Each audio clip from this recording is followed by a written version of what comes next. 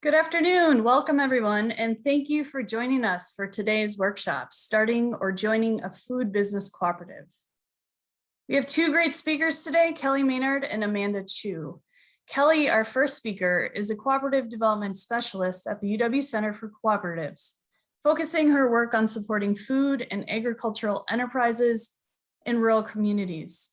She enjoys working with diverse groups as they refine their cooperative business proposition, and she prioritizes facilitation and learning about group processes and governance in the early stages of cooperative development. Kelly also develops workshops and resources in collaboration with outside partners to broaden understanding about the cooperative model and explore innovative applications that address challenges like farm ownership transitions and farm labor shortages.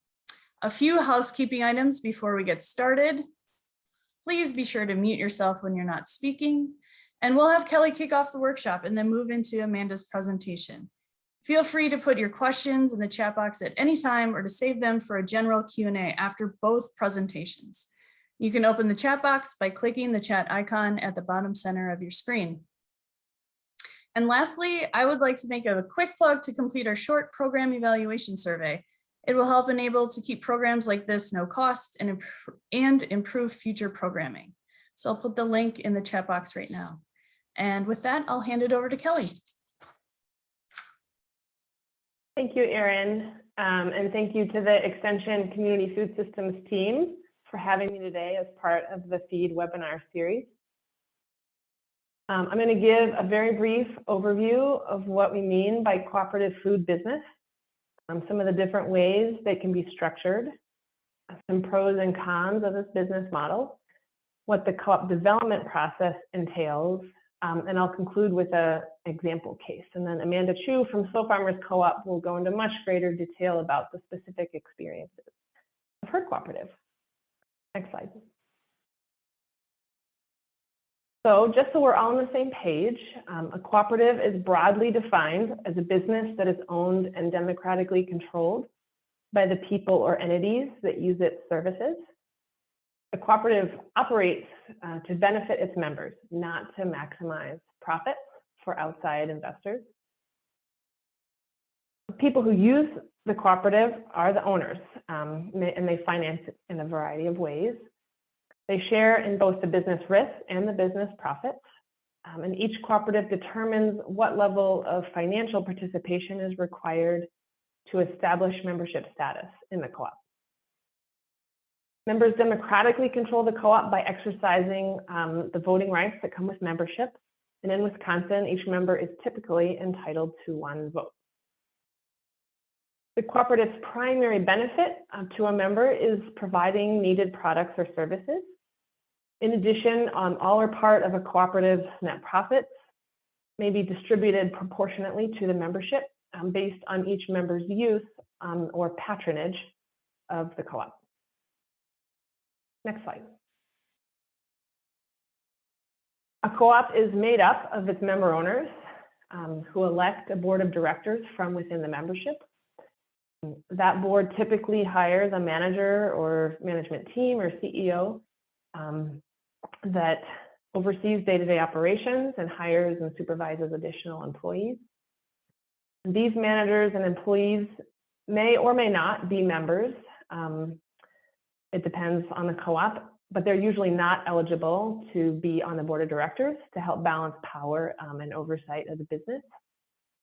And depending on the size of the membership and the type of owners, for example, producers versus workers, the structure can vary some, and some individuals may play multiple roles.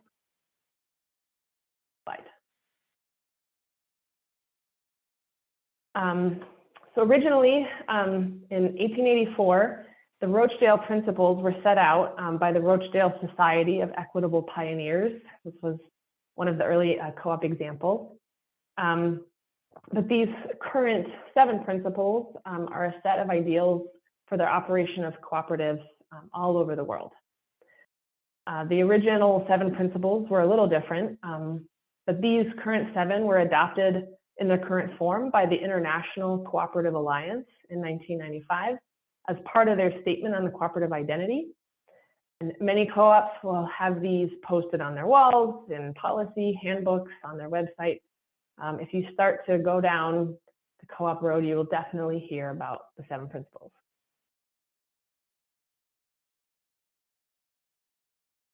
Also, as part of the International Cooperative Alliance's statement on the cooperative identity are these values. So cooperatives are based on the values of self-help, self-responsibility, democracy, equality, equity, and solidarity. And in the tradition of cooperative founders, cooperative members believe in the ethical values of honesty, openness, social responsibility, and caring for others. Next slide. Co-ops can be grouped in a number of ways. We often talk about them in terms of who the member owners are. So these are all co-ops in Wisconsin, with the exception of ours, Mendy, and these co-ops are all kind of in the food and ag space. In the kind of food and ag space, most consumer co-ops are grocery co-ops. We have, in both larger cities and smaller towns, a lot of examples of grocery co-ops in Wisconsin. Producer-owned co-ops are, of course, the type of co-op that probably most people have heard of or most familiar with. They started in the dairy sector in the early 1800s and spread into other commodity crops. And now, we have large agribusiness co-ops like Land O'Lakes and Ocean Spray. And then we have, kind of specialty or niche producer-owned co-ops, whether they're organic or focusing on local. So we have Organic Valley, Wisconsin Food Hub Cooperative, Slow Farmers, Fifth Season, numbers others. Wisconsin Farmers Union, that people may be familiar with, is technically incorporated as a co-op. And so they don't necessarily have a business function so much as they serve their membership through education and advocacy work, but very much ascribe to the democratic model. CISA purchasing, if you've ever been in the farm to school space, you may have heard of CISA purchasing. So shared services co-ops are often collections of businesses or other organizations that do group purchasing to do things more economically. Outside of the food space, Ace Hardware is a well-known example of a purchasing co-op. Worker-owned co-ops are owned by the employees of the business. This example, ours, Mendy, is in California. We have some exciting examples in the works in Wisconsin for worker-owned co-ops in the food space, particularly some worker-owned restaurants potentially happening, but a lot of other worker-owned co-ops in Wisconsin. Then finally, our cooperative statutes in Wisconsin allow for there to be more than one ownership type or class. So Season is an example of a multi-stakeholder or hybrid co-op. They have, I think, 5 or 6 membership classes that span the supply chain. So producers, producer groups, distributors, buyers are all members of their cooperative. Next slide. So one of the main questions I was asked to address today is why form a cooperative versus incorporating us with some other business structure. If you were in the dreaming and organizing phase and doing it with a group of people as opposed to by yourself, I definitely encourage you to look at whether a co-op might be a good fit. In Wisconsin, we have really robust, progressive, and comprehensive cooperative statutes that provide a really clear, concrete legal framework for running a group business. Chapter 185, the longstanding statute under which most co-ops are organized in Wisconsin, does require 5 individuals to sign the Articles of Incorporation. Assuming you have that group that wants to go into business together, a co-op is an organized way to bring in equity and investment from all the members of that group and spread or share some of the risk that's inherent in a startup business. On the whole, I feel like particularly in kind of when you're thinking about consumers, when they hear the word co-op, more often than not, they have a positive association with it. And so if your group organizes as a co-op, you might be able to use that positive association to your advantage. There also may be an opportunity to bring in another membership class to broaden the base of support and ownership, as in like the multi-stakeholder example I mentioned. I'm working with 2 startup co-ops right now that are both hybrid producer and worker owned. If the cooperative principles and values really speak to you, in addition to the structural elements being a good fit, they can be a solid values foundation for the business, but because they're kind of embraced by co-ops all over the country and all over the world, they're kind of this ramp into this universe, this co-op universe that if you don't know it exists, it really exists. It's there's conferences and support organizations and all sorts of things that are dedicated to the co-op business model. So if you decide to go down this road, you will not be alone. I'm not a financing or tax expert, but cooperatives can and do get creative with financing. You can consider member loan or bond programs. These are particularly common in consumer grocery co-ops that have a large membership base. Co-ops can sell something called preferred stock to a broader group of people than the membership. This is a way to have investment from outside the membership, but that it doesn't come with a vote for those investors in most cases. Traditional member-owned co-ops are considered pass-through entities by the IRS, and so they are only subject to single taxation, much like an LLC is. On the flip side of all that, sometimes your group is smaller, 2 or 3 people, and you either want to keep it that way or you can't find the folks to bring into the fold. I know of a business in Iowa, Humble Hands Harvest, that incorporated as an LLC with 2 owners to start, but they wrote an operating agreement to function like a worker-owned cooperative farm, and they plan to bring on more owners gradually. And this is a completely legit way to go about it. Sometimes within that startup group, there's radically different ability to invest, whether that's financial investment, time investment, other resources that are needed in startup. And for the individual or individuals who can invest more, they want that to come with something. Oftentimes it's more decision-making power. And no slight against them for wanting that. But one of the hallmarks of a co-op is the one member, one vote rule. And so having that desire just might not fit with being a co-op. The co-op model tends to be one of the lesser understood business models by banks, small business development centers, other business assistance and financing groups.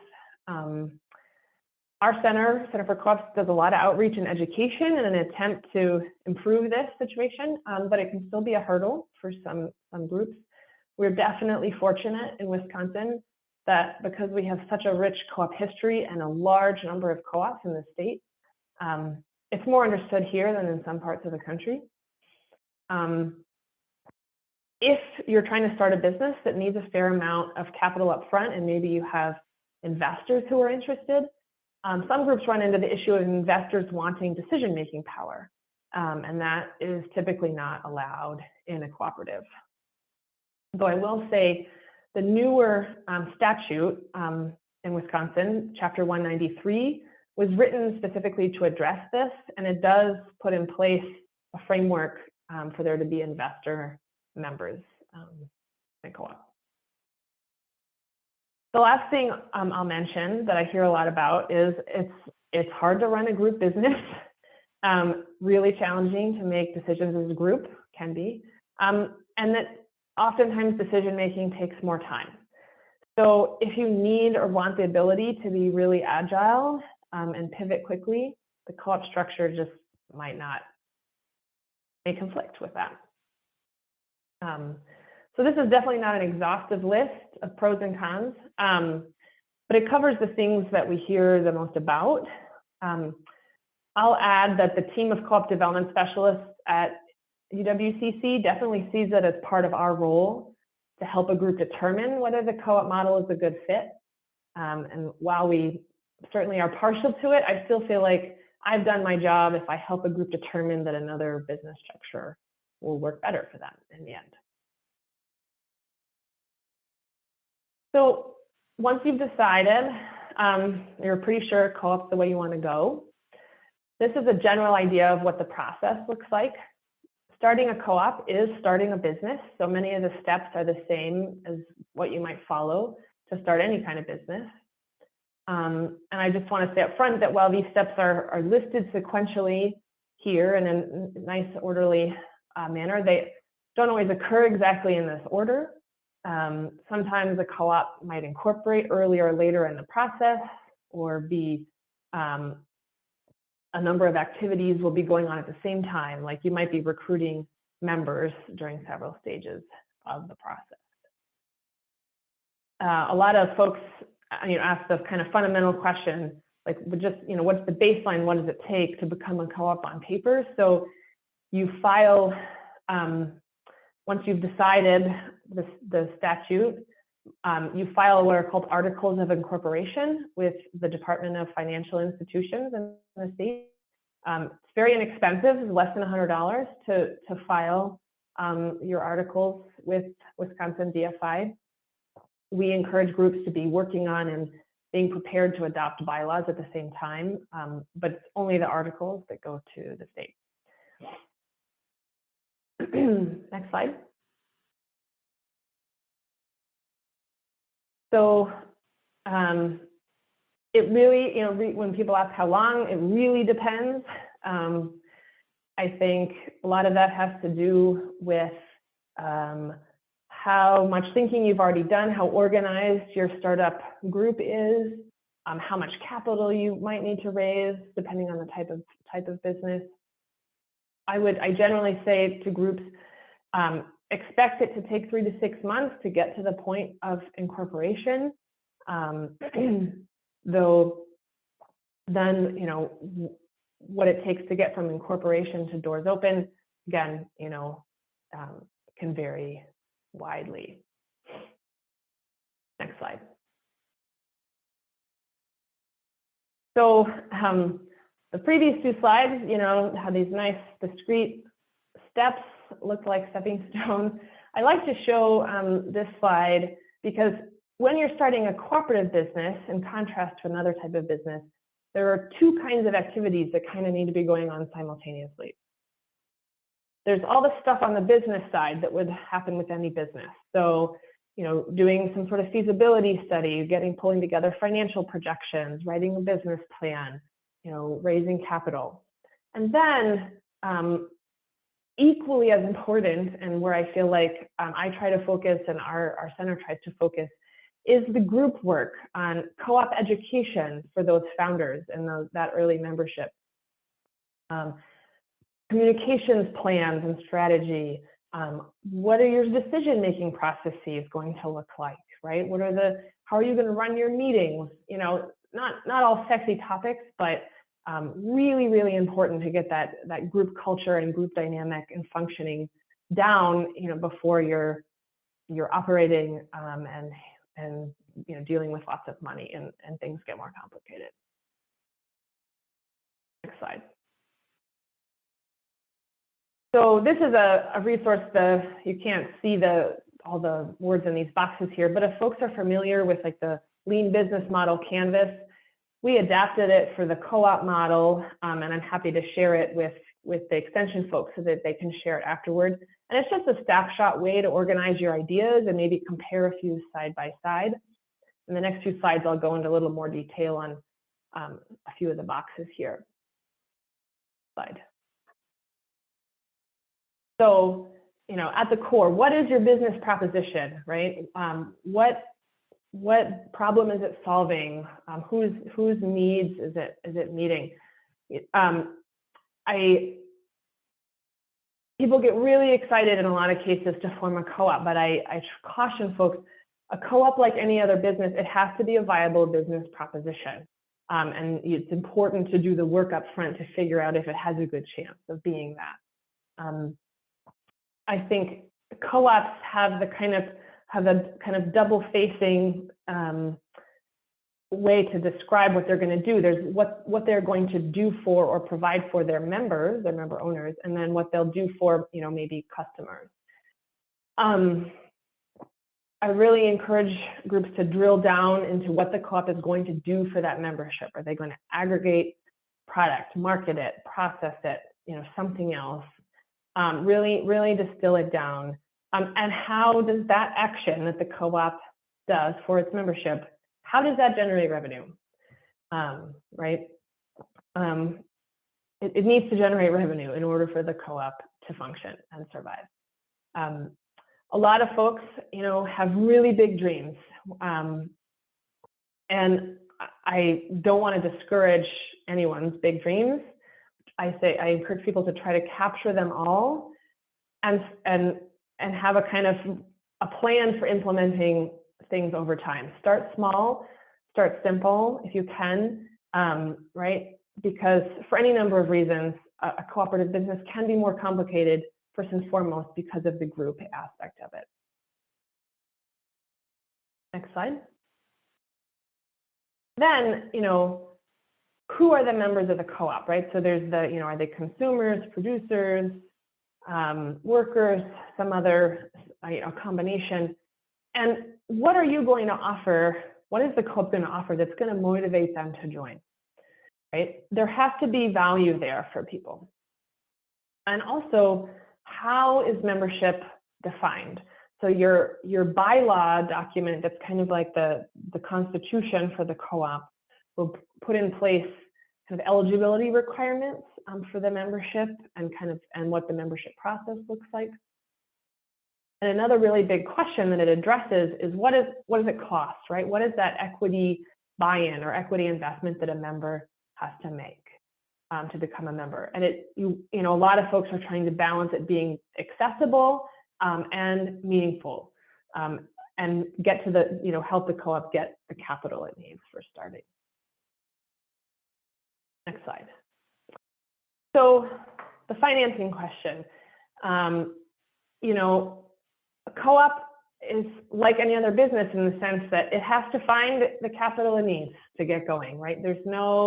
I wish there was a pot of gold that I had that was available for co-op startup. And there isn't. So, co-ops have to navigate financing just like any other business. One of the potential advantages being that you can pool capital from this group of people that is starting the business, and maybe between them, they have more than any one person. You can structure member loans, one or a few members maybe have additional capital they can loan the co-op. Like any other business, maybe you go to friends and family who loan some money.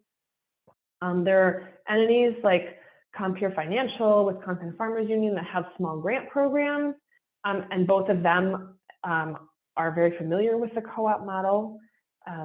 Compeer Financial also does, they do loans, and they work with co-ops of all sizes, and they themselves are a financial cooperative. So great to get connected into Compeer if it makes sense. Bank or credit union loans. Credit unions are financial cooperatives, so sometimes they understand the co-op business model a little bit better.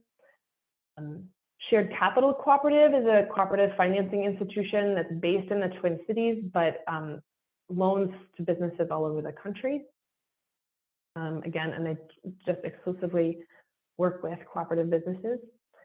There's Wisconsin has a crowdfunding law, and cooperatives are eligible for that. Co-ops use Kickstarter, GoFundMe. Again, a lot of these are not different than starting up, an LLC or other small business. It's an important thing to think through. There are, Amanda will talk about, there are grants that co-ops are eligible to apply for that can help in startup, but you don't want to structure a business whose operations, are reliant on grants. Next slide. So South Central Wisconsin Hemp Cooperative, just as an example, a little bit of timeline, how long it can take to do things. I worked with this co-op kind of from the beginning. They had done a fair amount of thinking before they came to me. But from the time we first started talking to the point when they filed their articles of incorporation was only 2 months. They moved fairly quickly in that regard. Some of that had to do with the need for the co-op to get some licensing through DATCAP. But then they took, from that incorporation, they took several more months to hammer through their bylaws, a member agreement, and by July of that same year, they had their first annual meeting, which is when they officially brought in the membership that they had recruited, fully ratified the bylaws, voted, elected for the first board, et cetera. Now, this co-op made the choice early on to be a kind of a working board, working co-op. They worked through a committee structure, so they did not hire staff out the gate. They didn't like raise a bunch of capital out the gate. And so in terms of the operations of the co-op, which the main function is to kind of to aggregate the raw product of its members, get it processed and sell CBD in various forms, that has unfolded a lot more slowly because they've been doing it themselves as opposed to having, a paid, manager or sales and marketing staff. They're moving into hiring some folks now, a year and a half after startup. But yeah, this is one way to do it, to shoestring it and build slowly. Next slide. So I believe there's a handout that I think everyone will get as part of this webinar. All these resources are listed on there. Our website has tons of stuff on it, and we encourage people to peruse. And I'm always happy to point people in the direction of certain resources if you have certain questions. With that, I'll end.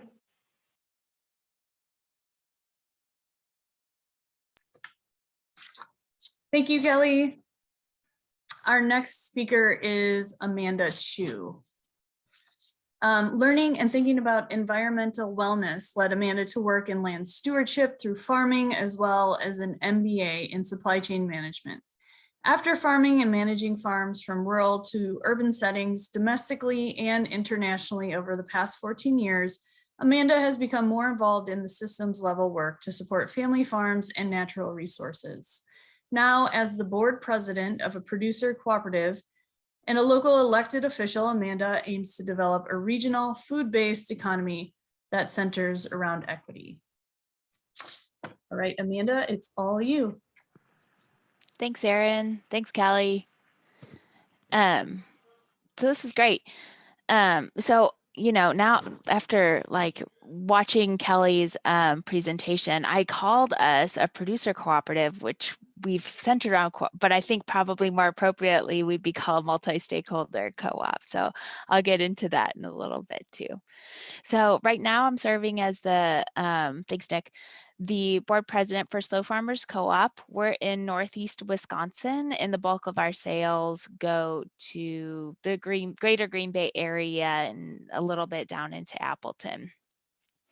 So in 2014, before I joined the co-op, the founding group of farmers came together, and there was at that time an initiative to open a grocery cooperative up here in Green Bay. And so in tandem with that, that co-op, that grocery co-op, was doing a lot of just consumer education. What is a co-op? Why buy in? Why be a member to a grocery cooperative? What can it do for you? And at the same time, this producer group was like, one of those principles that Kelly showed was co-ops working with co-ops and co-ops supporting co-ops. And so this group of producers is like, hey, they're going to need food, and we make food, and let's keep it here in the region. And so they were inspired to start a cooperative. So the grocery co-op initiative wasn't able to launch, but Slow Farmers Co-op was born in the meantime, and was rapidly working to diversify its market channels for producer members. So it started as a full producer cooperative, and at the time that it incorporated, in the bylaws, it does say that SLO can be a multi-stakeholder co-op. So even though originally it was just producers and producer interests, and they're able to raise enough capital to have a part-time general manager, there was a community, or they called it associate member at the time. So someone who wasn't producing, but who saw shared value in the mission of SLO Farmers Co-op, and understood that they had something to benefit by SLO Farmers Co-op thriving. So the producers at that time, they created a mission to build the local food economy in Northeast Wisconsin, food from small, sustainable farms that prioritize the health of people and the planet and animal stewardship. So what's special about these producers? SLO is kind of an acronym for sustainable, local, and organic. And so, there was a certain standard of production that these founding producer members were willing to abide by. So always striving to support the producer members, but all the way to the consumer, and building a broader community around sustainable, in the enormous umbrella term of what that means, but sustainable foods and sustainable lands and air and water in our area.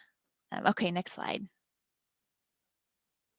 Great. So we are technically a multi-stakeholder co-op.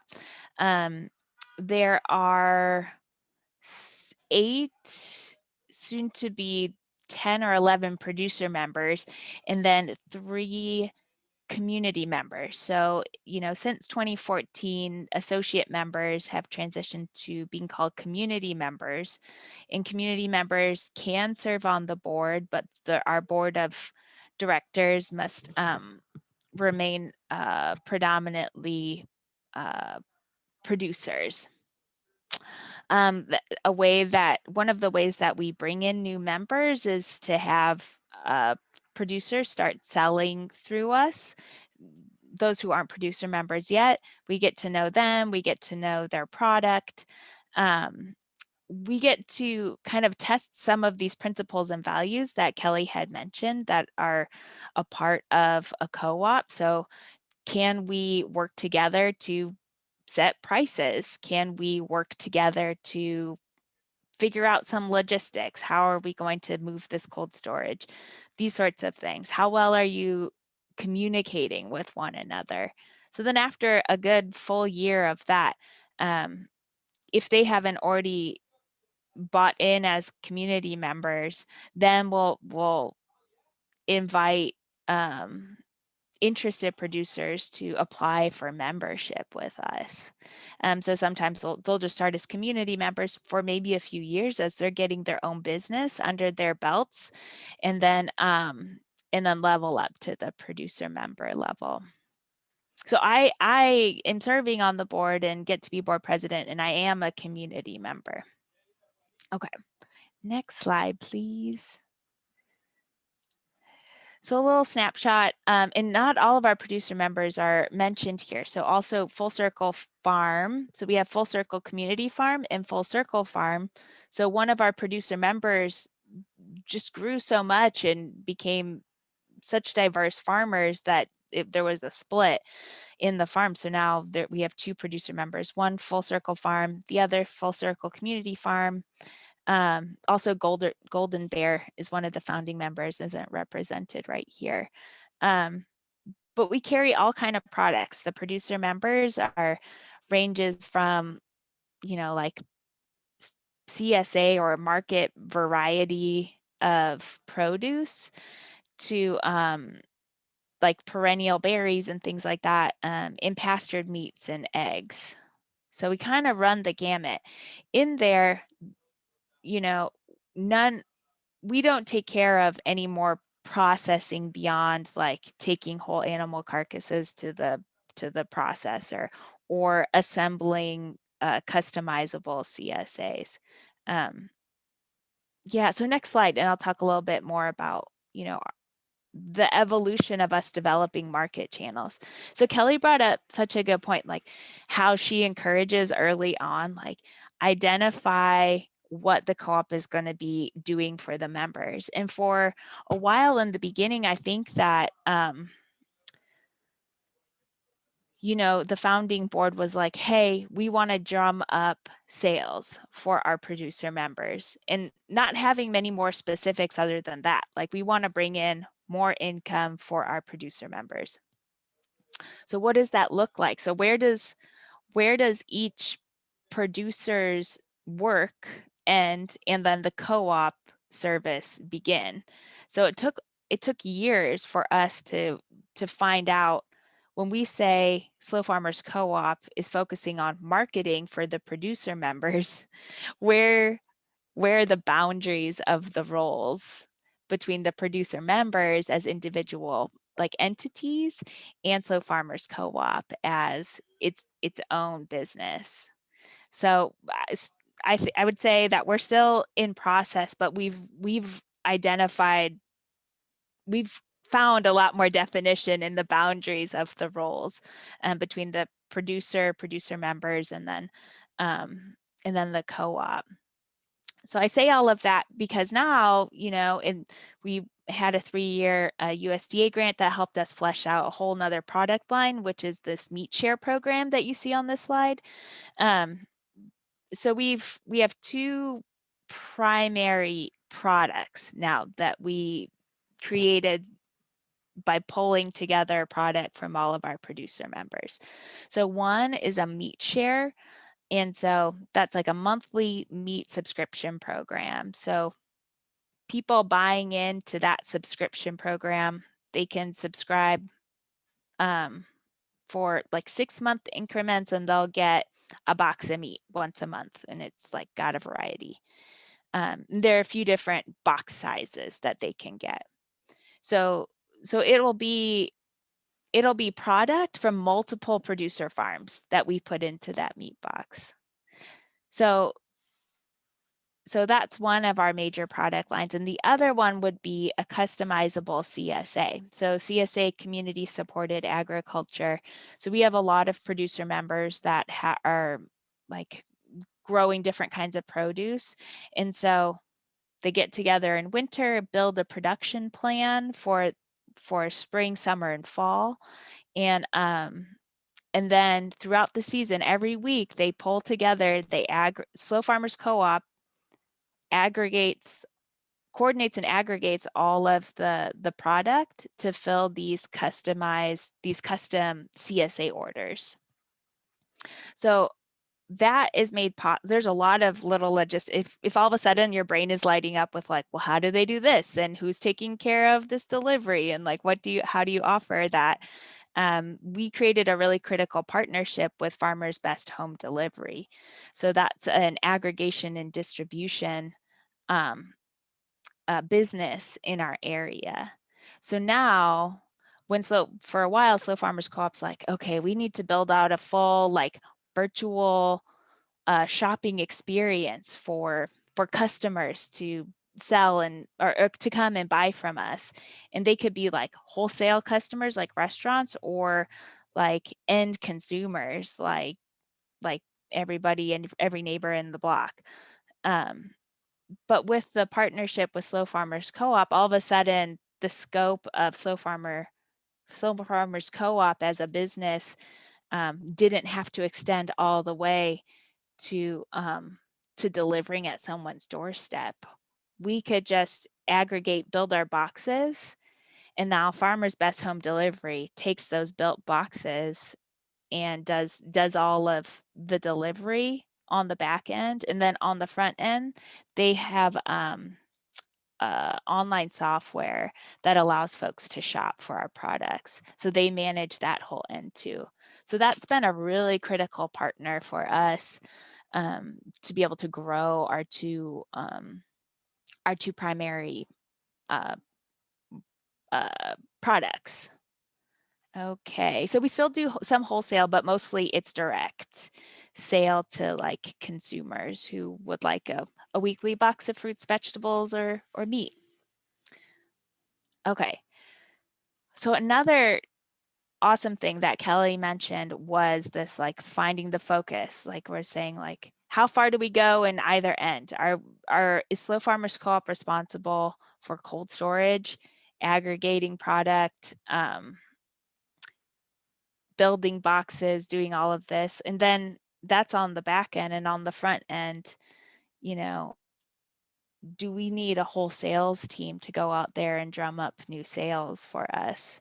So we created products that don't require as much like broad cold call sales as we were doing in the early days. And it's just taken time to like to evolve and find out like how far can we extend in any direction, because we have been a heavy work, how did Kelly put, like a working board where everybody was lifting something to write a grant or manage our strategic planning process, or help set prices for meat, help set prices on lettuce when we're selling wholesale or when we're selling retail. What are standards for our quality? What are standards for, like, how big is a bunch of kale and what is the leaf size? Things like this. Is that by weight or is that by volume? So there have been all kinds of tiny little questions that we've had to answer along the way. And the groups in the committees that formed to answer those kinds of questions have all been board led. Yeah. Okay, so a couple other notes on this. Another question that we've asked ourselves off and on is, do all the producer members unify under one label as Slow Farmers Co-op or co-brand and maintain their own labels and farm identity in tandem with Slow Farmers Co-op as a brand? Or just like Slow Farmers Co-op is kind of like the silent transaction in these farms getting their product out, and then like each individual farmer kind of maintains the primary like branding logos position. And at different times we've landed on different things. And so, now for the customizable CSA, it is Slow Farmers Co-op. And then under the Meat Share program, it's Slow Farmers Co-op, and then we've co-branded with each of the farms. That helps for like our traceability plan as well. But it also just helps because all of these farms all these producer members are using Slow Farmers Co-op, but almost none of them are using Slow Farmers Co-op exclusively for all of their sales. So they do have their own farm brand that they have to maintain, and they're, also doing their own parallel marketing and parallel sales in market areas and to market groups that aren't competing with our primary target markets. So all of that has taken time to figure out, and to figure out what producer members we're going to be comfortable with. In just to like even reveal more of the story of what it's taken Slow Farmers Co-op to be established as it is today.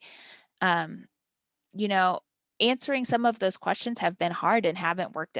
Not all the members have agreed, and there are some fundamental differences surfaced, and we had producer members leave the co-op and start their own LLC because they were more comfortable operating in that kind of business model. And now, we have these two producer groups serving the area. There's plenty of market to go around, but it takes a while for everyone to reestablish and start to like find their groove and their target market areas. So this happens. I chalk it up to the super growing pains of what it is to continue to evolve the business, and that is what it is when you have so many invested members, invested stakeholders in the business. It's a lot of communication. But once people have bought in, like I think we've all bought in for life, because it's almost an entire lifestyle for the business. It's a mindset of cooperation over competition. And so we're constantly like balancing and finding the point where those two things kind of meet and collide. We in the past have pursued or looked for loans to get us from here to there, say, because we had some invoices out that weren't getting filled, and we needed something in the meantime. And what we heard back from some lenders in the area was, if your members aren't fully bought in and don't like 80%, 90%, 100% rely on sales through the co-op, we see that people have one foot in and one foot out, and they're not willing to take on, to really like share the risk of having a business together. And so that happened maybe 4 years ago, and the board did a deep look and said, like, hey, are we committed enough to make sure that we can continue to move forward together in this as a business? And they decided yes. That the board at that time decided yes, and we can move on. And we have, and we continue to grow. So those are some of the struggles. All in, part in. When you're selling your own product through a cooperative, those are just some questions we have to ask as our own independent entities, and then balance that against the best interest for the cooperative business. All right, next slide, finally. And so Kelly outlined so many of this, but we bring these up to the members, that were interested in having join Slow Farmers Co-op. There was a link earlier in the slide that we didn't, navigate down, but it outlines our producer standards. And a part of that is just like an ethic and an intention in the way that folks farm. And then some of them are more like hard and fast things about animal welfare. This is what this looks like. This is the kind of plans that you have for this crop or this kind of livestock or whatever. So it's both like meta values, and then some like very tangible standards around the way that we raise our food.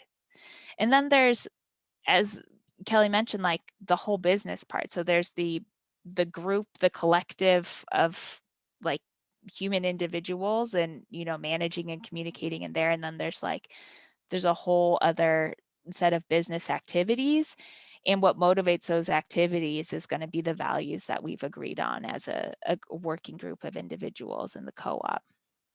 And so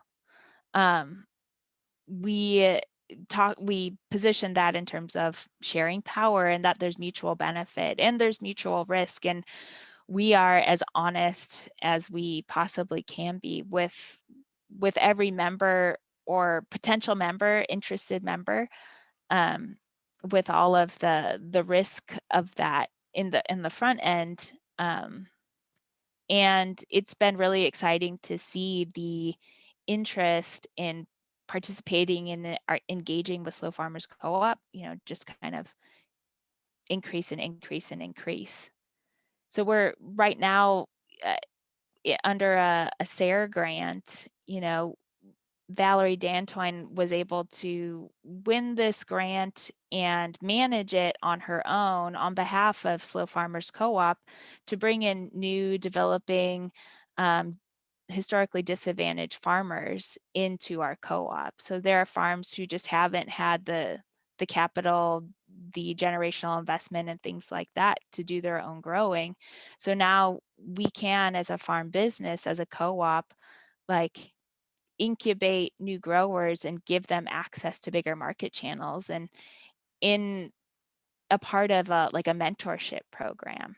So something I love about this co-op model is that we can make it flexible as the members allow. But if you have really open-minded progressive thinkers, you can find ways to involve like a whole diversity and array of stakeholders, around the business and for it. So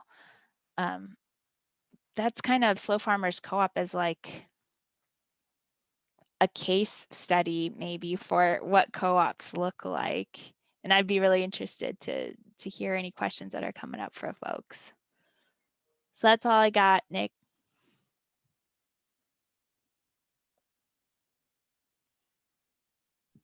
Great. All right. Thank you, Amanda. And also thank you, Kelly. So if you haven't already, feel free to post in the chat any questions you have. I guess I'll also just take this moment to remind all of you, if you haven't already, to be sure to click on the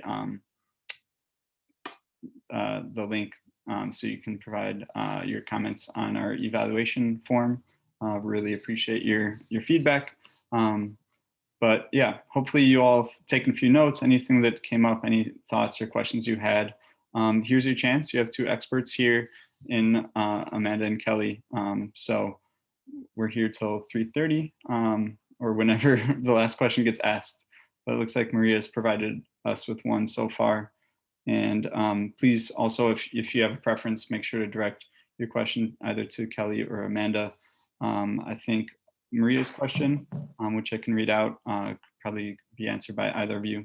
So Maria asked, what are your main recommendation of when it's best to start an LLC versus a co-op?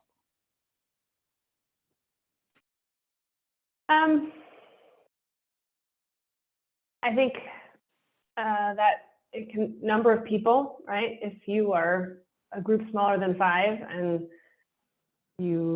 there's no obvious people to add in, or you don't want to grow, you can form an LLC with multiple owners.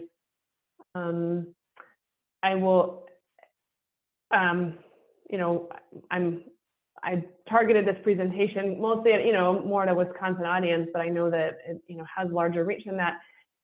There are a lot of states in the country that don't have this kind of co-op statutes that we have in Wisconsin. And so there are a number of states where people, because of the limitations of their co-op statutes, form as an LLC and write an operating agreement to function as a co-op, just because to get around, limiting statutes, basically.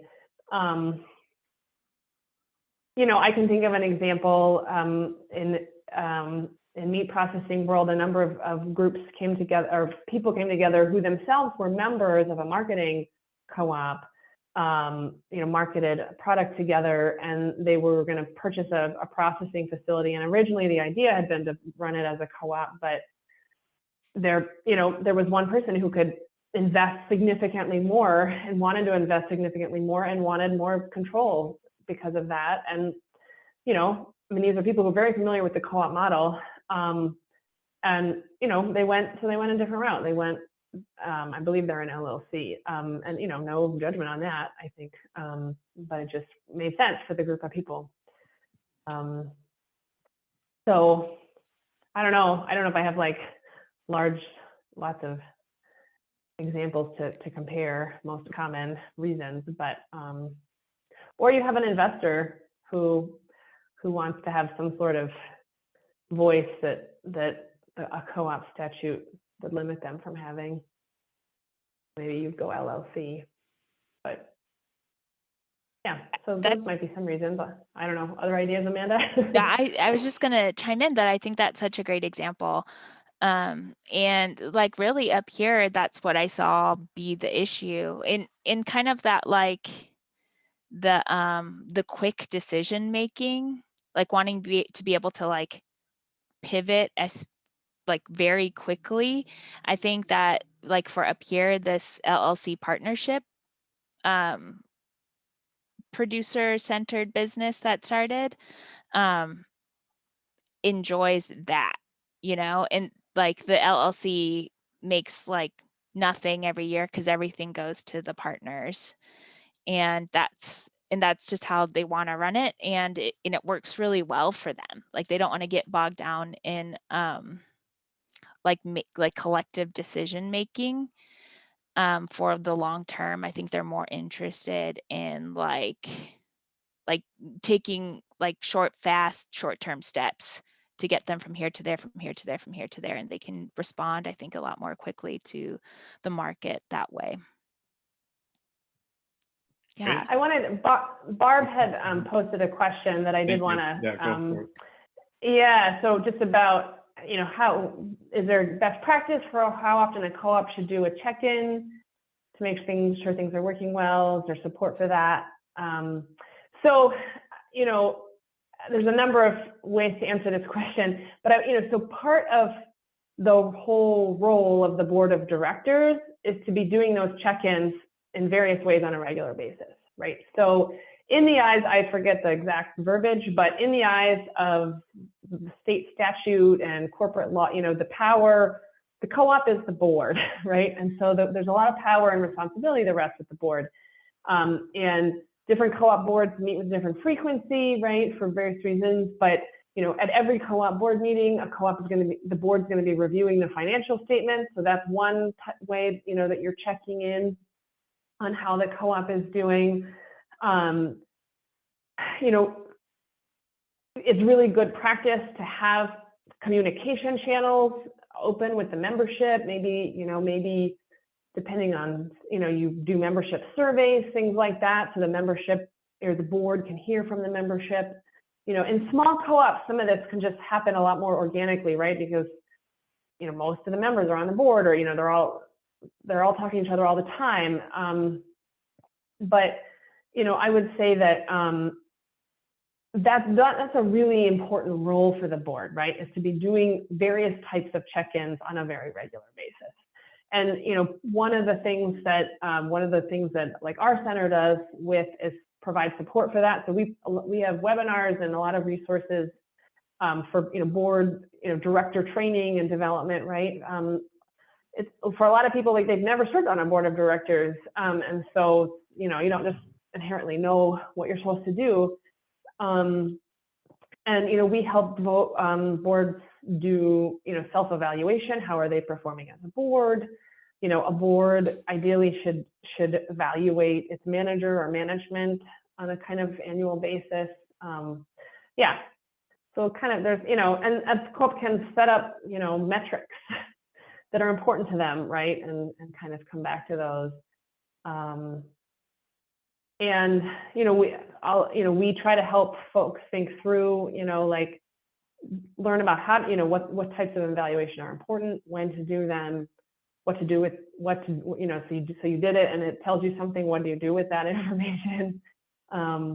You know, we as a center are there here for people for that. And then there, you know, depending on the types of questions you're asking, maybe there's a, you know, specific type of consultant, but we're happy to, you know, point people in directions. SLO has used, Kelly came up and did like a general board training for us, and it was really useful. And we were already like maybe 4 or 5 years into the co-op, but it was good because, you know, there's turnover every year, and we had grown as a business, and so the stakes maybe were a little bit higher because we were earning a little bit more, and we want to make sure we were really good stewards with that money, and we had been awarded a large grant, so making sure that we were doing our best in the post-award management piece. So we're so lucky to have Center for Co-ops in the state to like serve as technical support and other support, I think, for cooperatives in Wisconsin. Great. So Connie had a couple of questions. Looks like these were directed mostly to you, Amanda. She was curious what products Slow Farmers offers in the CSA other than meat. It sounds like vegetables as well, but you can comment on that. And I guess, yeah, some product market analysis. How do you determine what will sell? Do customers provide feedback, and questions about insurance? Sure. So we have that meat share program is like something, someone would subscribe to separately from the customizable CSA. And then folks in the customizable CSA can like do meat add-ons and do like egg add-ons. So there's a tiny bit of like product overlap that way, but in terms of like whole programs, there's the customizable CSA and then there's the meat share program. And I think experience has just like dictated what's gonna sell for us, because we already had experienced producers before we went in on this customizable CSA program. So we already knew which producers did what things well. And most everybody is already going to farmers market to sell for their own farm. So I think like that's been an informal feasibility study on like which things will sell in the box. And because people can be selecting weekly, we look at the trends of like each of the different items over time. So we can tell which things are like, which things are doing well for us and which things aren't. And each individual farm is responsible for knowing the cost of goods sold, before it gets to Slow Farmers Co-op. So each individual producer member of the co-op should know how much it takes, how much it costs them to grow a head of romaine and to get it to the co-op to be aggregated and packed and all of those things. So over time, it takes a few seasons, I think, for producers to get the individual producers to get their finances in order so they know which products and crops that they can sell that it's gonna be worth it for them.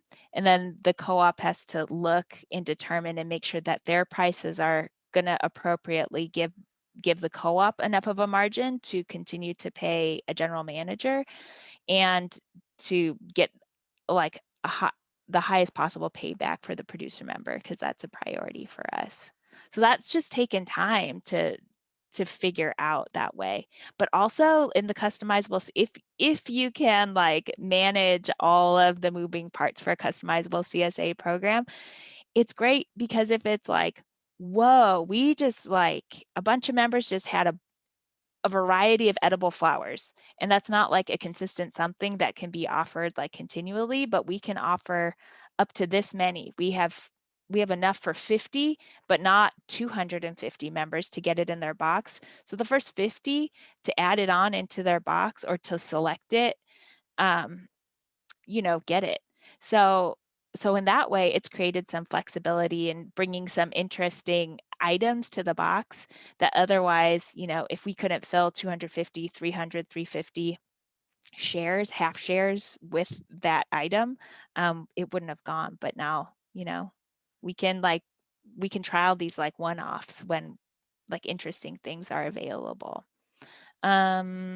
Feedback, part of the partnership with Farmers Best Home Delivery is they manage like this, they have this like feedback loop that they're getting from customers. And so we, as product partners with that distributor, we get that feedback. And so say someone cancels a meat share subscription, there's this automated like feedback form to gather information why.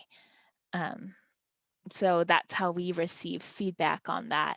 And then each farm needs its own insurance, farm insurance. And so we track that and we keep it on file annually. Yeah, I'll just tack one thing onto the insurance piece. So I saw Sarah Lloyd on here, that she had to hop off, but so the Wisconsin Food Hub Cooperative that formed like a decade ago now, which is crazy. They were trying to get into larger like retail grocery market. And so a lot of, not small like grocery co-ops, but like larger chain grocery. And a lot of those grocery stores and grocery chains required a crazy amount of like a level of liability insurance that no individual farm was. Didn't make sense for any individual farm to carry. So the farms had their own individual policies, but one of the original purposes, for the co-op to exist was to buy this large umbrella policy. What I don't know, it's $5 million or $10 million policy versus the maybe $1 million policies that individual farms had. Just because that was just like a minimum requirement to be able to access these retail markets. But my guess, and in a lot of co-ops, most of the members are marketing outside the co-op, and so it's on you. They have their own insurance for all their own marketing that they do, in addition to, and then the co-op may also have a policy.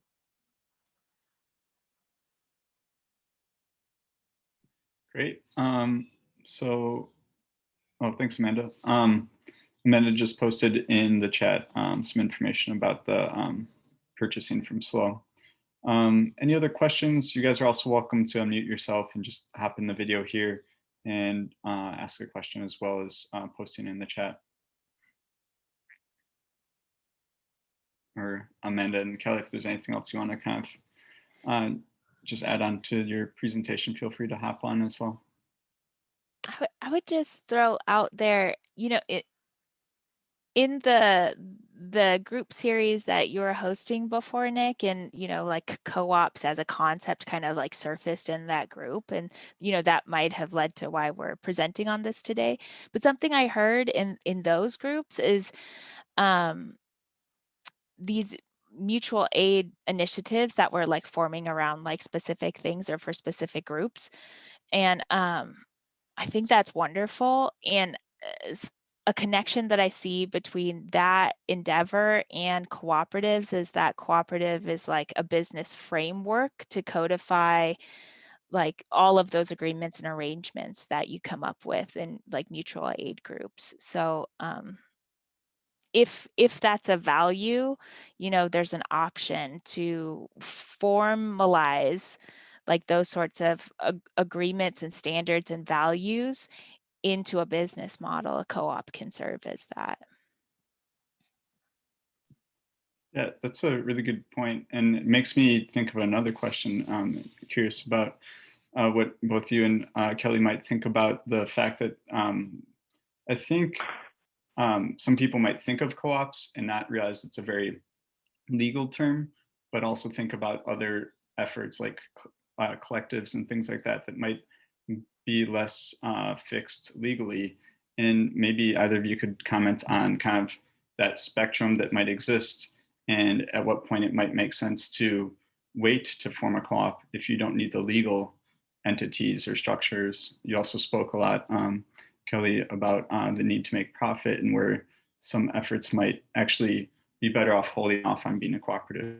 Anything you could say to that, or Amanda as well, if you want to add to that? And then I see Connie's question as well. So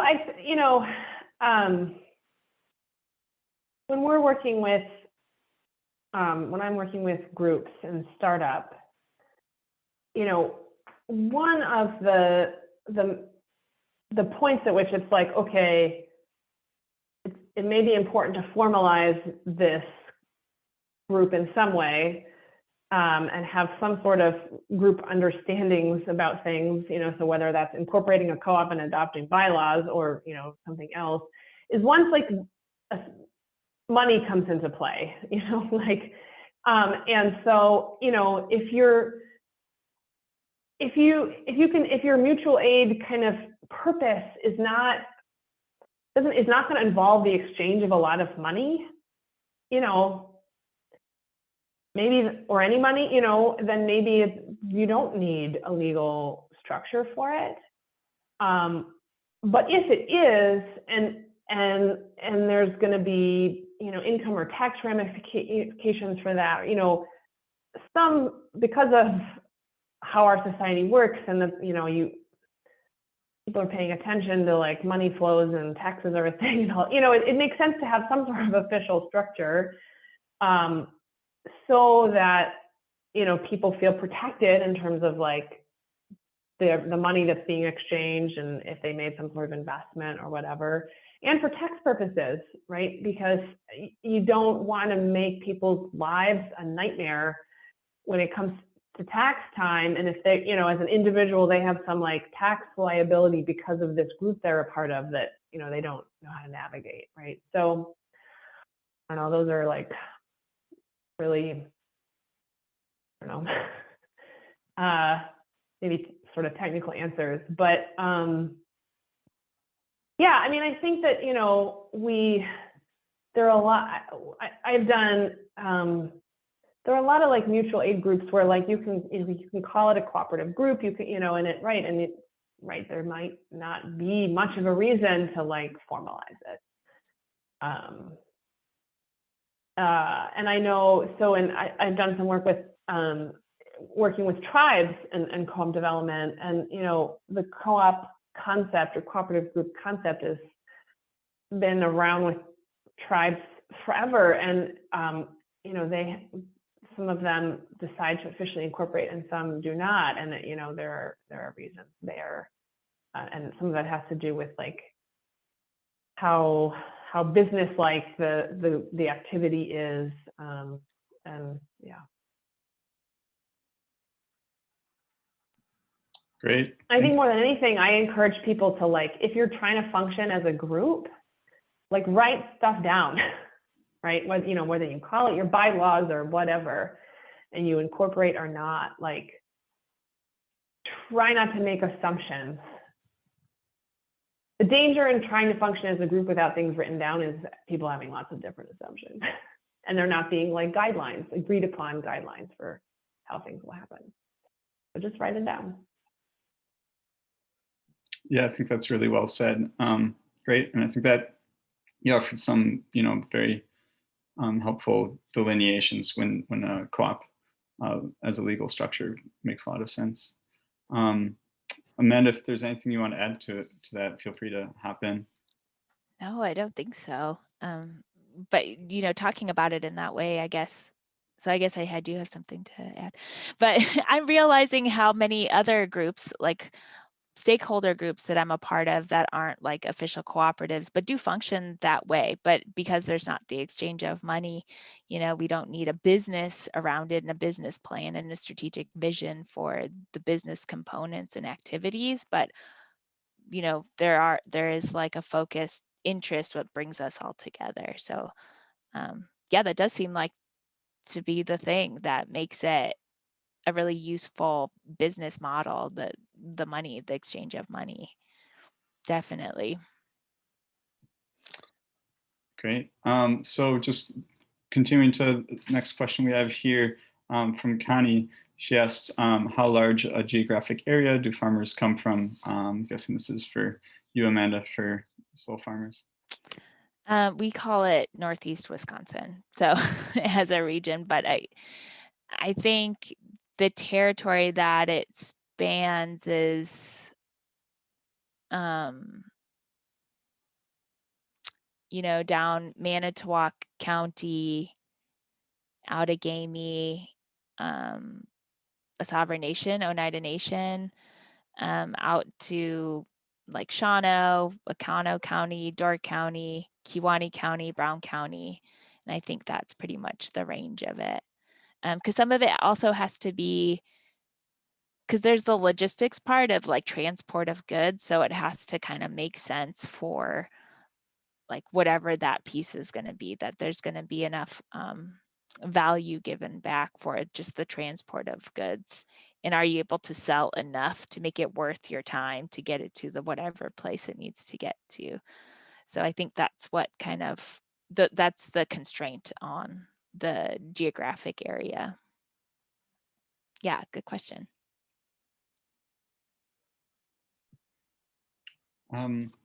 More questions, feel free, everyone, to jump in. Otherwise, it might be getting to that time where we can wrap up.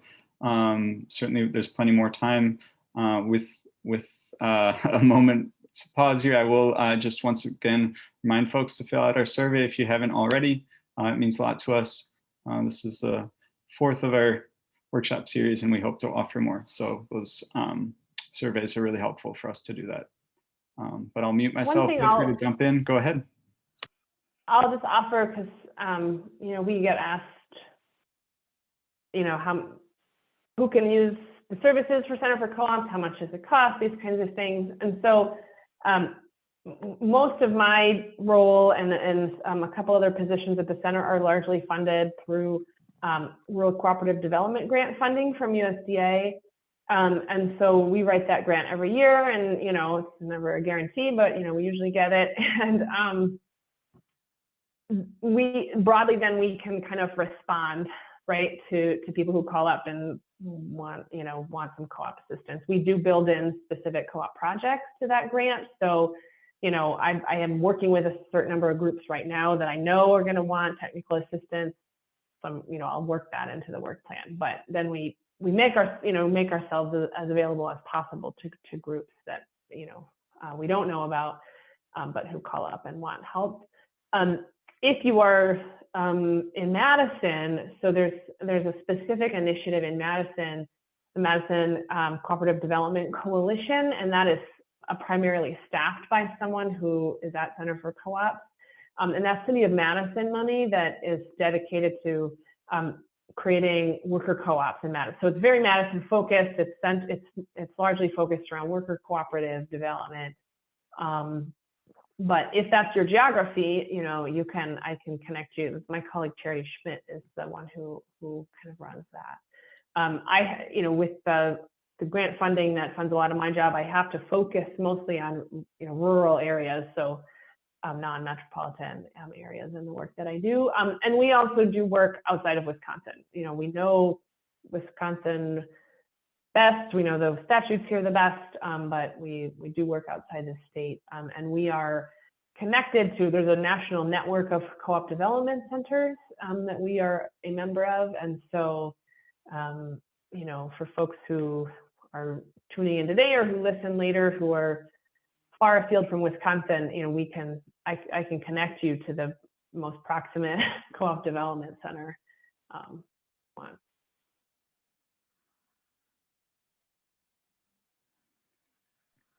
Great. Well, I just offer anyone to ask one more question. Otherwise, I'll pass the mic to my colleague Erin, and we'll wrap up.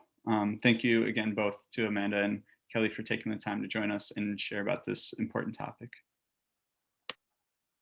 Appreciate you guys organizing for this. I think this is a super topic, and to get the concept out in more and more groups, especially like developing and emerging food entrepreneurs, you know, wherever we're at in the supply and value chains that we're in, is so good. So I appreciate y'all hosting this.